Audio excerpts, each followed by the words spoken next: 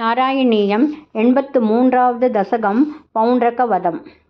रामेत गोकुलगते प्रमदा प्रसक्ते हूतानुपेतयमुना दमने मदान्धे स्वैरं समारमतिसेवकवादमूढो दूतं न्ययुङ्क्त तव पौण्ड्रकवासुदेवः। नारायणोऽहमवतीर्ण इहास्मि भूमौ दत्से किल त्वमपि मामकलक्षणानि उत्सृज्यतानि शरणं व्रजमामिति त्वां दूतो जगाद सकलैर्हसितः सभायां।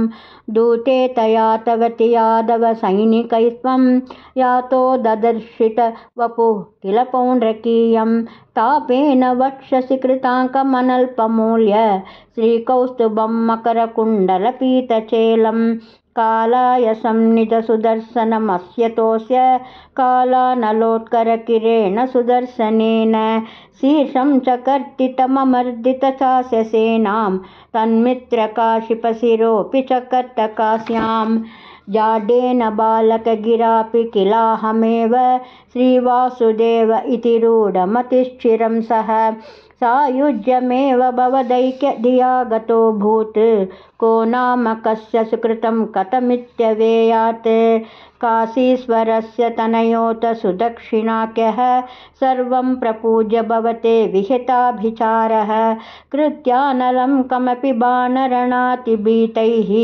भूतैः कथञ्चन वृतैः सममभ्यमुञ्चत् तालप्रमाणचरणामखिलं दहन्तीं कृत्यां विलोक्य चकितैः कथितोऽपि पौरैः द्यूतोत्सवे किमपि नो चलितो विभो त्वं पार्श्वस्थमासु विरसर्जितकालचक्रम् अव्यापदत्यमितदाम्नि भवन्महास्त्रे हाहेति विद्रुतवती खलु घोरकृत्या रोषात्सु दक्षिणमदक्षिणचेष्टितं तं पुप्लोषचक्रमपि काशीपुरीमदाक्षीत् स खलु विविधो रक्षोगाते कृतोपकृतिः पुरा तव तु कलया मृत्युं प्राप्तुं तदा कलतां गतः नरकसचिवो देशक्लेशं सृजन्नगरान्तिके झटिति हलिना युध्यन्नद्दा पपाततलाहतः साम्बं कौरव्यपुत्री हरणनियमितं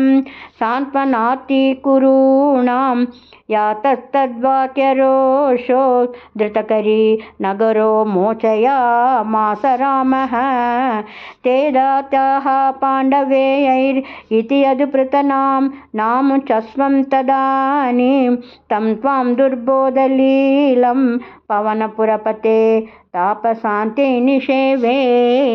गुरुवायूरप्पा चरणं सर्वत्र गोविन्दनाम संकीर्तनं गोविन्दा गोविन्दा।